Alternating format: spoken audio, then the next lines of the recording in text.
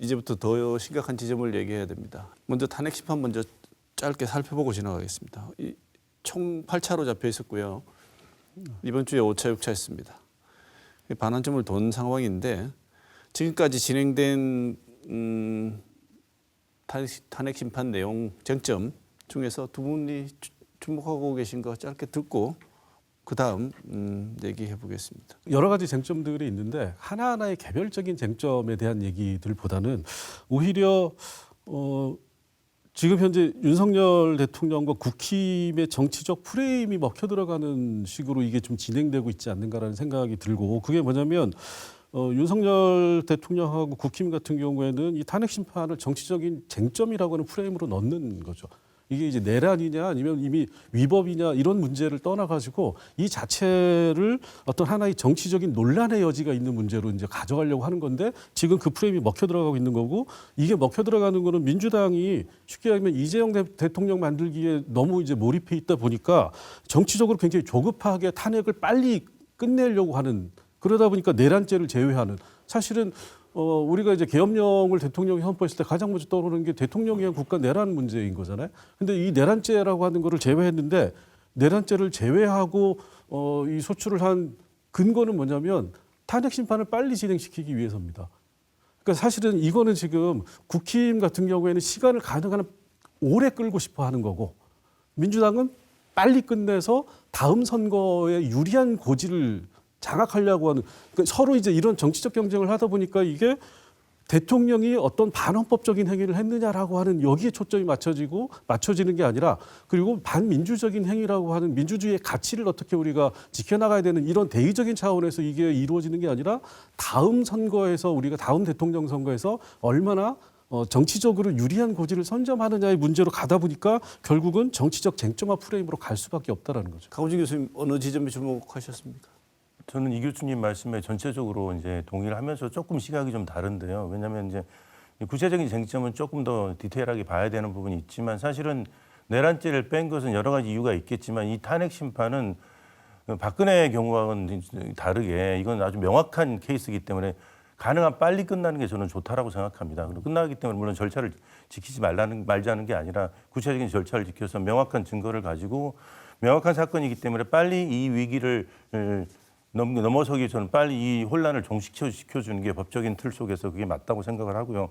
뭐 탄핵 심판 쟁점은 이미 많이 나와 있습니다만은 체포조 운용이라든지 선관위에 과연 왜 진입을 했느냐 문제, 그 국회 장악 시도를 어떻게 볼 것이냐 이런 문제, 이런 세 가지 중요한 쟁점이 있다라고 생각을 합니다. 그리고 체포조 운용 문제는 뭐 논란이 많습니다만은 사실은 특전사 현장 지휘관들의 그런 녹취라든지 메모 이런 걸 통해서 저는 이건 빼도 박도 못하는 증거가 나왔다라고 생각을 하고요. 뭐 일부 증언들이 좀 엇갈리는 부분 가지고 말단 지엽적인 거 가지고 그렇게 전체적인 틀을 흔들려고 해서는 안 된다고 생각하고, 더 중요한 문제는 기회가 되면 또 말씀드리겠지만 선관위 진입 문제를 대통령이 사실상 인정했다는 거, 이게 저는 가장 중요한 쟁점이 아닌가 이런 생각을 합니다. 말씀하신 김에 왜 진입을 한 걸 본인이 왜 인정했다고 생각하십니까? 전모는 더 많은 시간이 걸리겠지만 전모가 드러나기 위해서는 이번 계엄 내란 사통을 통해서 우리가 알 수 있는 것은 우리 대한민국의 국군 통수권자 대통령께서 시대착오적인 음모론에 빠져서 사실은 가상현실 속에서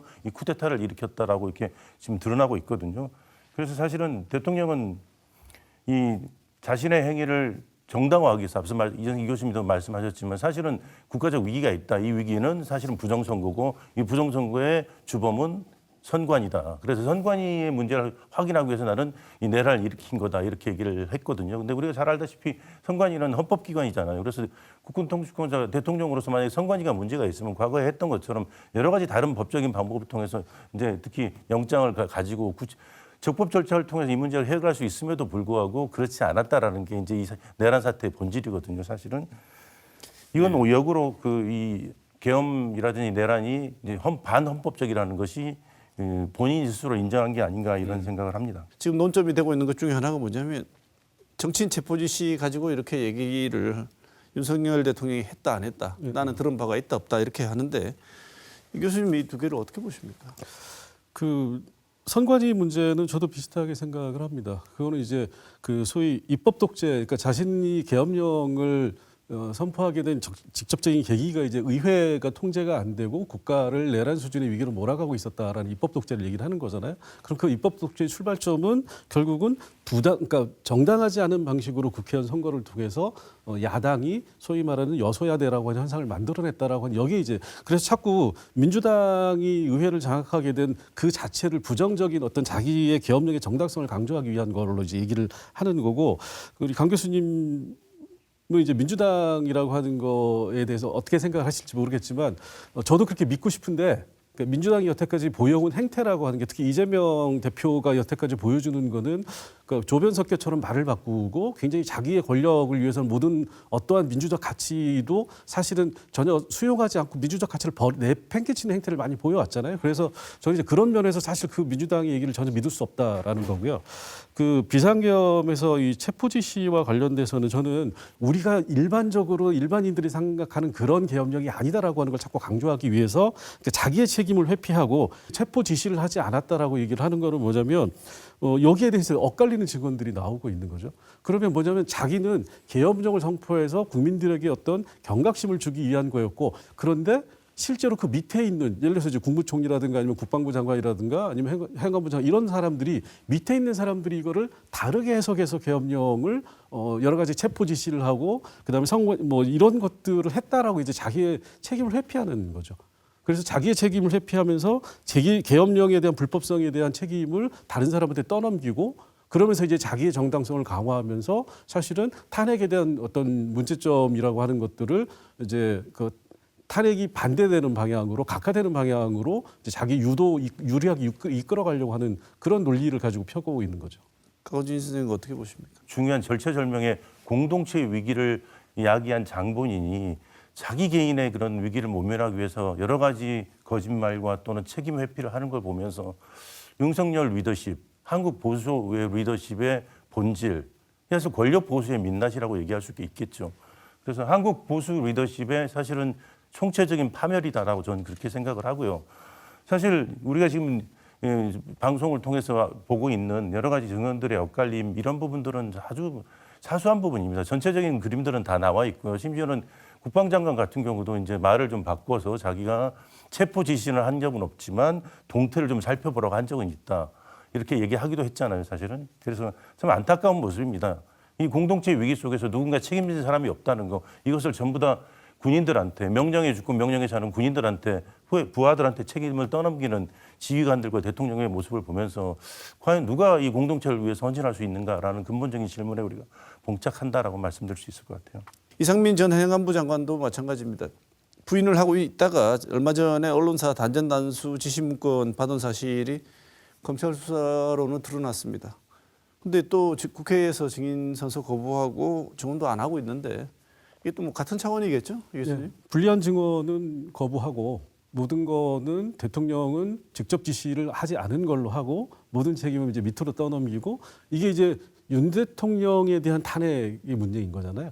그러니까 윤 대통령은 내가 계엄령을 선포했다는 건 명확한 사실이니까 그것만 인정하고 구체적인 계엄령의 폭력성이라든가 아니면 계엄령의 불법성과 관련된 것들은 전부 다 다른 부하나 다른 사람에게 떠넘기는 방식으로 하는 거죠. 그래서 이제 이상민 행안부 장관 같은 경우에도 뭔가 이거의 틀을 이 프레임에서 뭔가 벗어나는 것은 철저하게 이제 증언 자체를 거부하는 거죠. 대통령의 탄핵을 막는다가 1차 목표인 거고 두 번째로는 막지 못하더라도 다음 대통령 선거에서 재집권이 가능한 정치적 분위기를 만든다. 이걸 이제 논쟁으로 이끌어가는 거죠. 그리고 이게 가능한 거는 사실은 이 중도층에 상당히 광범위한 반 이재명 정서라는 게 존재하기 때문에 이걸 믿고 솔직히 이제 그 다음번 대선을 이재명을 지지하느냐 이재명을 지지하지 않느냐라는 구도로 가져가려고 하는 생각이 있는 거죠. 네, 이걸 김용현 장관이 전체적인 이 진행 방향을 믿고 있는 것 같습니다. 이들을 애국 전사라고 지켜 세우면서 영치금을 보냈습니다. 이건 어떻게 보십니까? 지금 이제 앞서도 우리가 좀 얘기가 나왔지만 2016년 탄핵 광장하고 좀 다른 건 당시에는 최대 민주연합이라고 할 수 있는 탄핵 연합이 형성이 됐었고요. 아 이것은 아니다. 우리 공동체를 위해서 나의 과거의 그런 이념이라든지 지역 이런 계층 이걸 좀 넘어서 우리는 이 민주주의 위기를 극복하기 위해서 같이 좀 연합을 해야 되겠다. 그래서 최대 민주연합이 잠정적이지만 탄핵 연합이 형성됐던 것이고요. 지금도 그런 느슨하게 이런 것들이 형성돼 있지만 사실은 연성 내전의 상태라고 생각합니다. 왜냐하면 일부 세력이 과거에는 한 10%, 15% 맥시멈 이 정도였지만 지금은 정치적 동원에 의해서 20% 또는 25%까지 늘어난 이런 헌정 체제 자체를 대안적으로 사고하는 반민주적이라고 얘기할 수 있는 이런 그룹들, 우리가 광장에서 외치는 목소리를 들으면 사실 섬뜩합니다. 이런 그룹들과 이제 민주주의를 회복하려 하는 그룹들 간의 그런 지금 사실은 대결 상황이라고 보여지고요.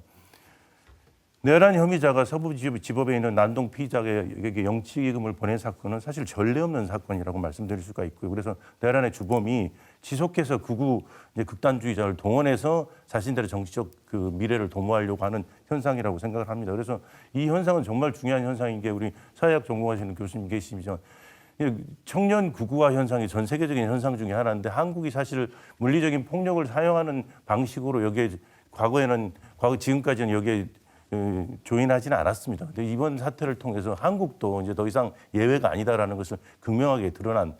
사실 우리가 좀 경각심을 가지고 이 문제를 봐야 되지 않나 이렇게 생각이 좀 듭니다. 네. 저는 그 김용현 전 국방부 장관은 확신범의 수준에 가깝다라고 생각을 하고, 그리고 이제 이런 행동이 사실은 본인이 이런 행동이 갖는 어떤 사회적인 정치적인 의미를 모르고 하는 행동이 아닌 거잖아요. 저는 알고서 이거를 의도적으로 하는 거고, 그거는 뭐냐면 일종의 이제 우리나라의 가장 큰 문제 팬덤 정치라고 하는 이제 소위 말하는 이 소위 극우 극좌라고 하는 일종의 극단적인 정치적 팬덤이 형성이 되고 이 사람들이 상당히 어떤 거를 촉발시키는 매개체로 작용을 하고 있는 거죠. 그래서 저는 김용현 전 국방부 장관이 이런 영식을 보내고 이런 행동은 뭐냐면 극우 보수 세력을 선동하는 행위다. 그리고 선동의 효과는 뭐냐면 정치적 갈등을 심화시키는 거고, 이게 이제 국민의힘이 지금 의도하고 있는 탄핵의 정치적 쟁점화에 굉장히 중요한 역할을 할 수 있다라고 보는 거죠. 그러면 이제 이런 것들이 결국 어떤 걸 가져오느냐? 일반 시민, 특히 이제 중도층의 어떤 탄핵에 대한 피로감을 가져올 가능성이 크다라는 겁니다. 이게 탄핵이 두 번째인 거잖아요. 그리고 첫 번째 탄핵의 결과가 뭐였느냐? 사실 그때 이제 소위 말하는 그 대민주연합이라고 하는 틀을 가지고 있었고 보수 쪽에서도 탄핵의 정당성을 상당히 인정하는 분위기였다라는 거죠. 그런데 그 이후에 탄핵의 결과를 민주당이 자기의 권력으로 독식해 버렸다라는 거예요. 그러니까 국민의 승리이고 민주주의의 승리라고 하는 현상으로 이 탄핵의 결과를 가져다 줬어야 되는데 다 같이 탄핵을 이루고 새로운 민주주의의 가치를 지켜냈음에도 불구하고 그거를 자신들의 권력으로 공고히 하려고 하는, 그래서 민주당 권력 30년이라고 하는 이런 쓸데없는 얘기를 하면서 하다가 결국은 폭삭 망해먹지 않았습니까? 그러다 보니까 이제 지금은 중도층이 쉽게 탄핵의 피로감을 느끼고, 이게 길어지면 지난번에도 했는데 결과적으로 우리에게 돌아온 게 뭐냐라고 하는 생각을 하는 거죠. 그러니까 이런 것들을 사실은 김용현 전 정부 장관 그리고 국민의힘이 그래서 계속 이 탄핵 심판을 질질 끌고 선거를 최대한 뒤로 미추려는 전략을 가지고 있는 거고, 그러한 전략의 일환에서 이런 정치금이라고 하는 어떤 그 에피소드가 나온 거라고 보고 있습니다.